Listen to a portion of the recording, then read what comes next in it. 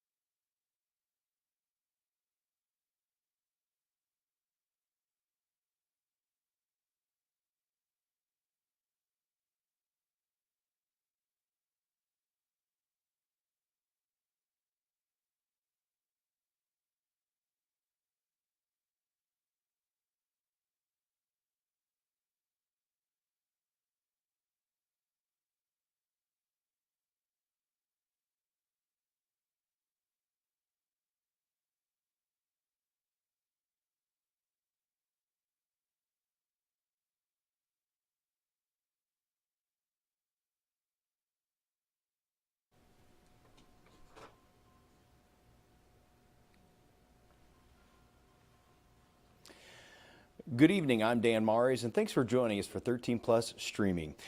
Shrinkflation is when companies charge you the same amount or even more for a product that contains less than you'd expect, and even smaller amounts than they used to be, such as less candy or chips in a bag.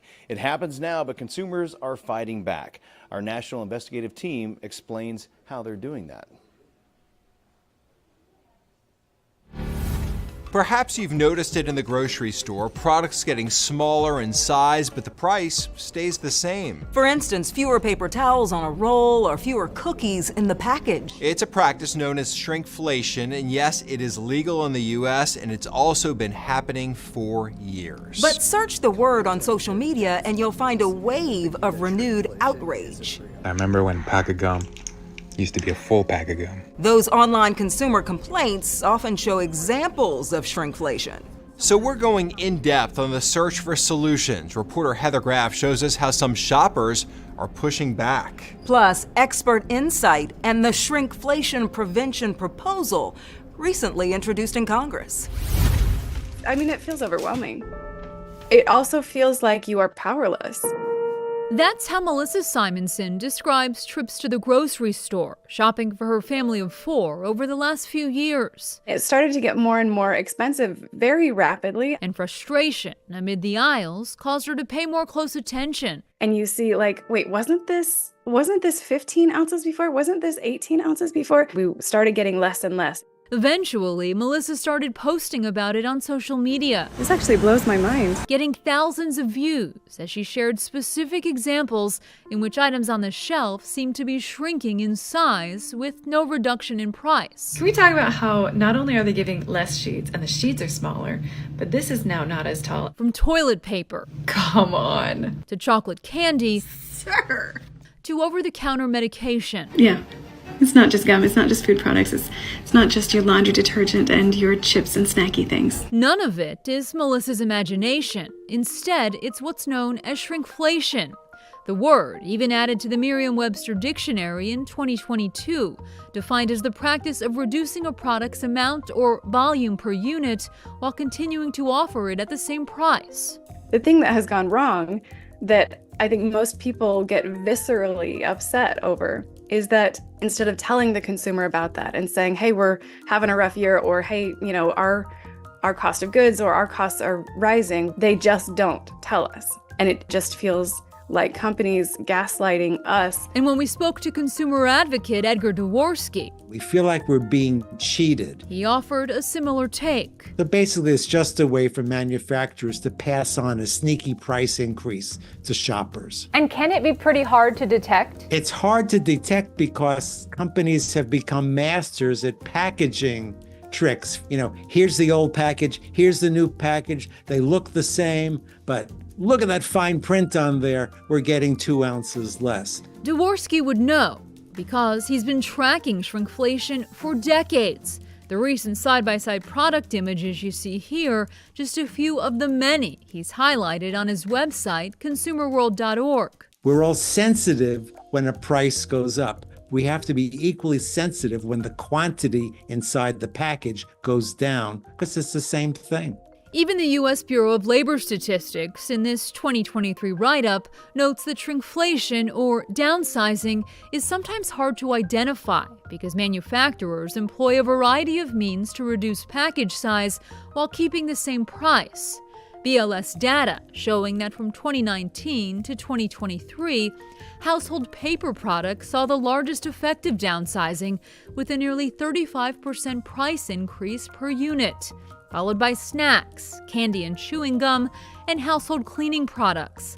But that same report states that while consumers may notice shrinkflation at the grocery store, it has a very small impact on the overall inflation picture they face. Shrinkflation is a consequence of inflation. It's a symptom. It's not the disease. The disease is inflation. Veronique Desrégis is an economist at George Mason University who has testified before Congress on several occasions. How would you characterize the impact shrinkflation has on consumers? I think for the most part it's a good thing, because if it's a difference between you being able to buy a bag of chips versus not being able to afford it because it's just not worth it, I mean, a lot of people would make that trade-off. And she cautions that if the U.S. were to prohibit shrinkflation, it could come with unintended consequences. Everyone will face higher prices. There will be no way out of facing higher prices for the same amount of stuff. One way or another, you're getting less. Yet on Capitol Hill, Democratic Senator Bob Casey of Pennsylvania says shrinkflation is an issue he hears about constantly from consumers and constituents. I don't think you could go into any grocery store in the country and not have an experience with it to see it up close. Casey blames what he calls corporate greed, and in 2024, he introduced the Shrinkflation Prevention Act. It would direct the Federal Trade Commission to issue regulations establishing shrinkflation as an unfair or deceptive act. And it would authorize both the FTC and state attorneys general to pursue civil actions against corporations that do it. These major corporations are ripping families off. We've got to make sure that the one cop on the beat, this Trade Commission, has the resources it needs to go after these companies hard, hit them hard, and hold them accountable. Meanwhile, the Food Industry Association declined to speak on camera, instead sending Investigate TV Plus a statement that says in part, external factors like rising energy costs, persistent labor and transportation challenges, extreme weather events, and global conflict have caused an increase in the production cost of food and thus food prices over the last few years. Adding that decisions to change package sizes are based on market conditions as well as extensive data on consumer preferences. This is what I'm talking about. As for this consumer, You get it. Melissa says she'll continue to call out shrinkflation whenever she sees it. It is not okay, and they shouldn't be doing this, and we should say something about it. Melissa is also experimenting with making or even growing some food items at home. And experts say that's certainly one way to combat shrinkflation in stores. Some others, be more conscious about net weight. Look at unit pricing posted on the shelf to determine what product or brand is the best deal. Consider buying the store brand, as they are often the last ones to shrink or change size. You can also take the time to shop around, comparing prices at different retailers, Or, for instance, online shopping versus shopping in store. And for some items, experts say you can often save money by buying in bulk. Well, thank you so much for joining us. I will see you back here for 13 News Live at 10.